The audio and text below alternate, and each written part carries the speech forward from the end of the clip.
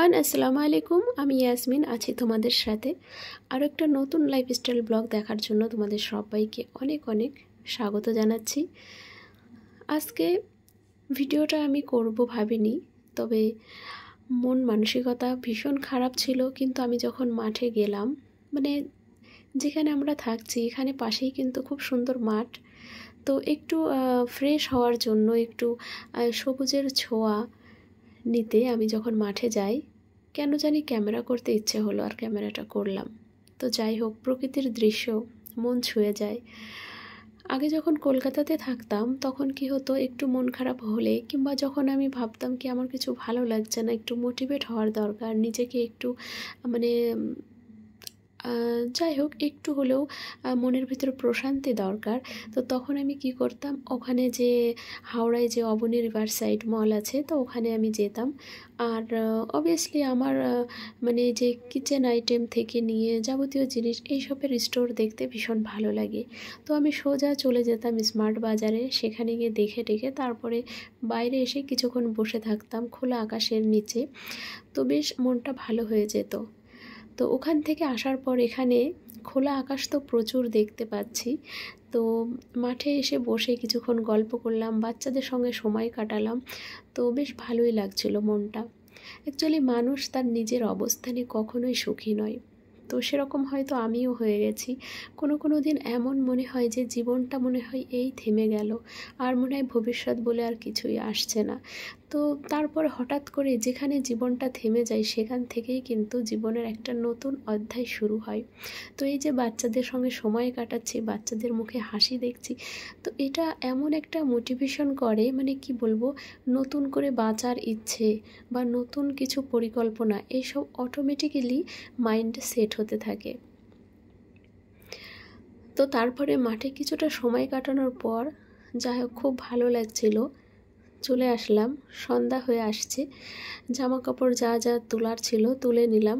কিছু জামা কাপড় ভিজে আছে এখনও, সেগুলোও মানে আমি রেখে দিচ্ছি। আর এই যে সূর্যটা অস্ত যাচ্ছে, দেখতে কিন্তু সুন্দর লাগছে। সূর্যটা গাছের আড়ালে ঢেকে গেছে, ঠিক যেরকম সূর্যটা গাছের আড়ালে ঢেকে গেছে ওরকমই আমাদের জীবনের সুখগুলো কিন্তু কোনো এক সময় মানে ঢেকে যায়, কিন্তু সেটাকে আবার মানে নিজের প্রচেষ্টা দিয়ে, নিজের বুদ্ধি দিয়ে সেটাকে আবার মানে পুনরুজ্জীবিত করে তুলতে হয়। দুঃখ সারা জীবন মানুষের থাকে না, ঠিক সেরকম সুখটাও কিন্তু স্থায়ী নয়, ঠিক আছে? তো ওই জন্য নিজেকে মোটিভেট করার জন্য আমি বাচ্চাদের সঙ্গে খেলা ছাড়া আর কোনো উপায় এখানে আমি খুঁজে পাচ্ছি না। তো যাই হোক, তারপরেও আমার কেন মন মানসিকতা এত খারাপ সেটা আমি হয়তো বলতে পারবো না, কারণ ফ্যামিলি রেস্ট্রিকশন কি মানে ওর জন্য আর কি বলাটা সম্ভব না। তো তারপরে যে রাত কেটে গেল, রাতে কিন্তু অনেক রাত পর্যন্ত আমার ঘুম আসেনি। তো এখন এই যে আমি ভিডিও ভয়েস দিচ্ছি, এখন কিন্তু বাজে 1:06 হয়েছে। তো কেন জানি ঘুম আসছিল না, তো তার জন্য আমি ভাবছি ভিডিওতে ভয়েস দিই। তো এখানে সকালবেলা আমি মেয়ের জন্য ব্রেকফাস্ট বানাচ্ছি। আসলে এটা ব্রেকফাস্ট না, এটা হচ্ছে স্কুলের টিফিন বানাচ্ছি আমি। তো স্পেশালি মানে বাচ্চাদের টিফিনের জন্য তেমন কিছু মার্কেট আমার করা হয়নি এখানে। তো 1 কাপ পরিমাণ ময়দা ছিল, সেটাকে আমি একটা ডো বানিয়ে নিয়েছি। আর অলরেডি আলু সিদ্ধ করে রেখেছিলাম, তার ভিতরে কিছু মানে লবণ, ধনিয়া গুঁড়া, তারপরে কাঁচা ঝাল কেটে দিয়েছি, আর হচ্ছে চিলি ফ্লেক্স, আর একটুখানি দিয়েছি আমচুর পাউডার। তো এগুলো দিয়ে খুব ভালো করে মিক্স করে তারপরে আমি এটা দিয়ে নাস্তাটা বানাবো।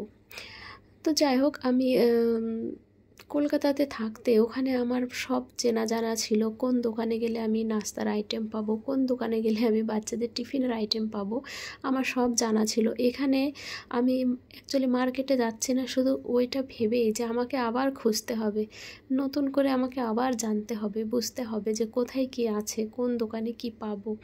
তো তার কারণে তবে ফ্লিপকার্ট আমার আছে একটা বন্ধু, ফ্লিপকার্ট থেকে আমি অনেক মার্কেটিং করি, আর আমার প্রয়োজনীয় যাবতীয় জিনিস মনে করো ফ্লিপকার্টে আমি পেয়ে যাই। তো তারপরও মার্কেট আমাকে যেতেই হবে, রমজান মাস আসছে, তার জন্য আমাকে এক্সট্রা মার্কেট করতেই হবে, আমাকে যেতে হবে। তো একটু নিজেকে সামলে নিই, তারপরে আমি অবশ্যই যাব। আর এখানে এই যে আলুর পুরটা বানিয়েছিলাম ওটা আমি এই যে পরোটার উপরে রেখে দিচ্ছি। এবারে আমি উপর থেকে দিয়ে দিচ্ছি স্লাইস চিজ। এটা হচ্ছে স্যান্ডউইচ বানাতে গেলে যে চিজটা ব্যবহার করা হয় সেটা দিচ্ছি। তারপরে এদের চারিদিক থেকে এভাবে ফোল্ড করে এটা একটা প্যাটিস আকারে আমি বানিয়ে নেব। তারপরে এটা আমি মানে পিওর ঘি দিয়ে সেকে তারপরে ওকে দেব, এটা টুকরো টুকরো করে কেটে। তো যাই হোক, এটা খেতে কিন্তু বেশ ভালোই লাগে। তবে টমেটো সস হলে ভালো লাগতো, কিন্তু টমেটো সসটা নেই। তবে ফ্লিপকার্টে অর্ডার দেওয়া আছে, ওটা খুব তাড়াতাড়ি চলে আসবে। তো এই যে আমি ঘি দিয়েছি, ঘিতে আমি সেকে নিচ্ছি।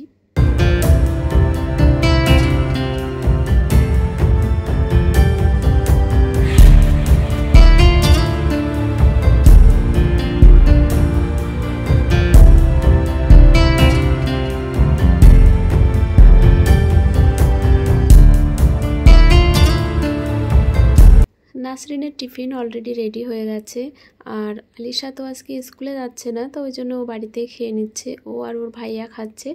আর পরোটা আকারে আমি একটা বানিয়েছি, ওটা হচ্ছে আমি খাবো। তো আজকের ভিডিওটা এই পর্যন্তই থাকছে। ভিডিও ছোট এই কারণেই করছি কারণ এখানে ওয়াইফাই নেই, আমার নেট প্রবলেম আছে তার জন্য।